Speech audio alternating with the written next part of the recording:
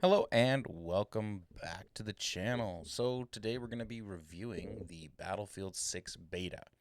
So for those who might not have hopped in yet and you've been holding out, I'd say it's a great time to jump in.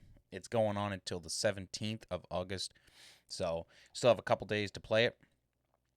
My thoughts on the beta so far are very positive. It's very much if you're a Battlefield 3, 4 player who's not been in love with the recent Battlefields and you want to come back, this is the iteration to do so.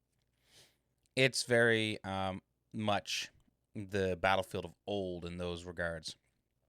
Very fluid, a lot of fun. Movement feels nice. They've done some things like you can do crouch running. They do have a bit of sliding and transition movements, like if you jump down from something, your character can roll.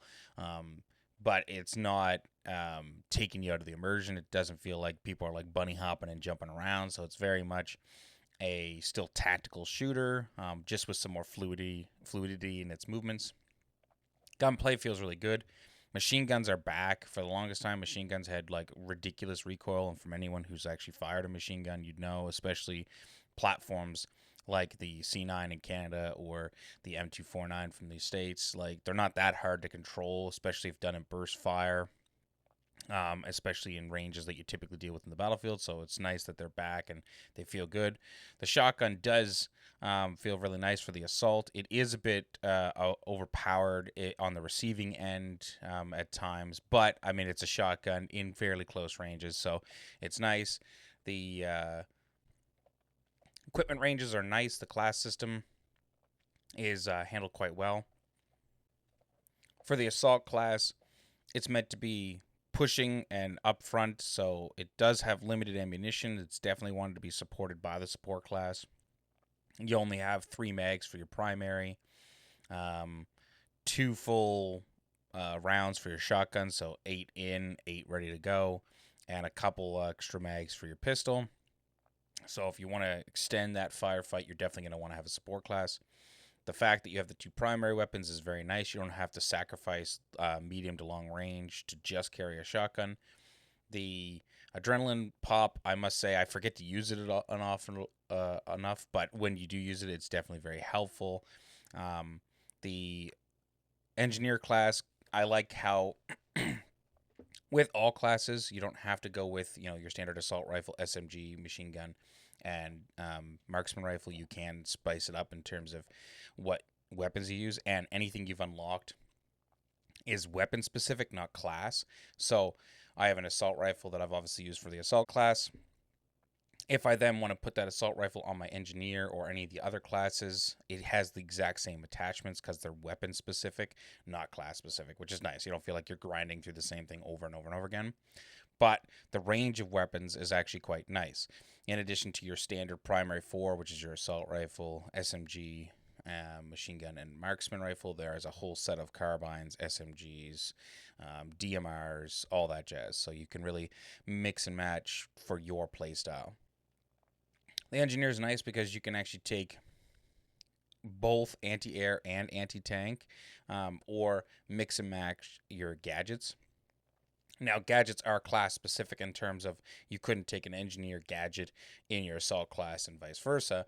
But as an engineer, you can really specialize in what you feel, and there's more that you unlock over time. And the same goes true throughout the rest. So for the assault class, as mentioned, you have the 2 primary weapons, your sidearm, grenade launcher, adrenaline booster. For your support class, you have a default machine gun, but like I said, you can change that up.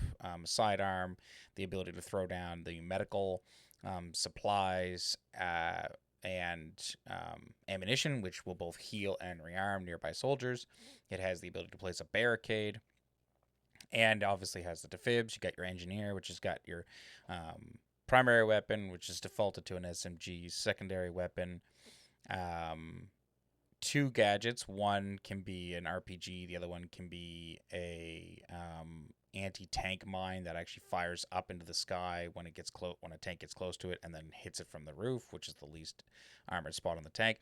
Or you can have the anti-air, and you can mix and match those. So on one instance, you could have your, both anti-air, anti-tank, or you can do a mixture of the two. And of course, as you progress through, there's more unlocks as you go. It also has its repair tool for the marksman. You have your sniper, your sidearm, C4, respawn beacon, and a motion sensor. And it has a special ability to call in a drone. The special ability for your assault is a secondary stim that does additional perks. The special ability for your support is the basically area of effect around you, rearm. And then for the engineer, you actually have basically, the longer you're alive and the more points you get with its extra special ability, is you become more effective as an engineer. So more damage, more resistant to explosives, all that jazz. Overall, it's a lot of fun. Definitely been enjoying it with me and my crew running around and getting involved in it. I'm very much excited for the full release. The maps so far, I really like the Cairo map and the Iberian map.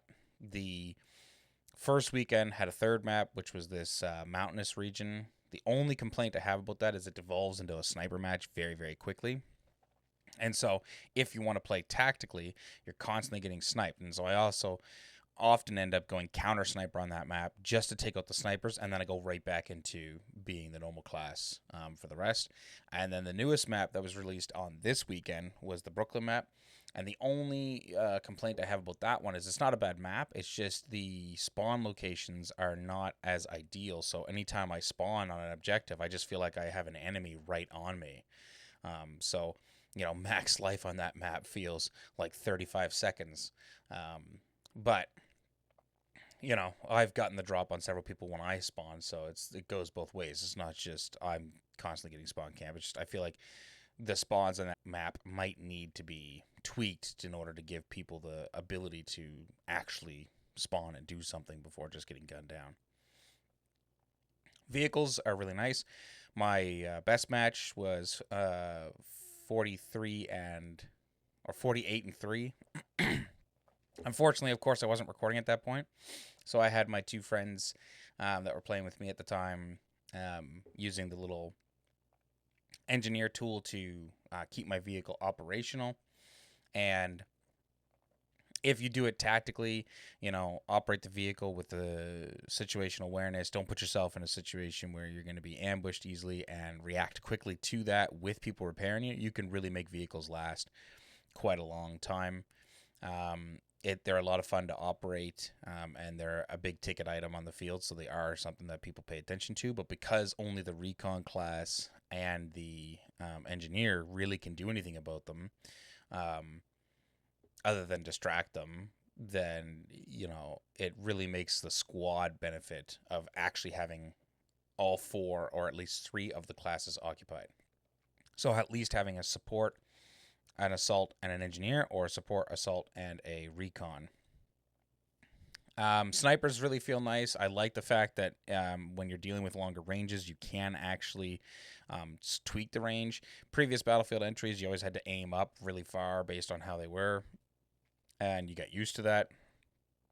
And it did make some shots a little more impressive because you guesstimated how much to range up. In Battlefield, it's set at 100 meters, like most sights and scopes would be. And then you can, once they get to higher levels, you can actually set that. Or, knowing that it's 100 meters, once you gauge the distance between yourself and a target, you can aim up slightly just using the scope if you know how to use the reticle. So I do like that feature that you can, especially for longer ranges. Most ranges you're dealing with are about 150 to 175. You're not normally going to have too many further than that unless you're on maps that are very large and you're purposely doing very long range shooting. So most often you're dealing with more marksman, like designated marksman setups, but it is a nice feature. But overall, I've really enjoyed the beta. I'm looking forward to the additional ones. I haven't played any other game modes, only Conquest, but That's just because that's my bread and butter. That's what I've always liked. Definitely going to try Rush this weekend and some of the other game modes just to give it a good effort and see if there's anything that I feel like might need to be changed. And then I can always get involved in the Battlefield Labs Discord and let them know. But if you have been waiting, definitely hop in. It's free. You do not need to own a copy. Just go to Battlefield 6 on Steam, request to join the beta, and then download the client and then play. Like I said, it's going to go on to the 17th. Otherwise, hope to see you out there in the live release when it comes out in October. So thank you very much for tuning in, and we'll catch you next time. Bye.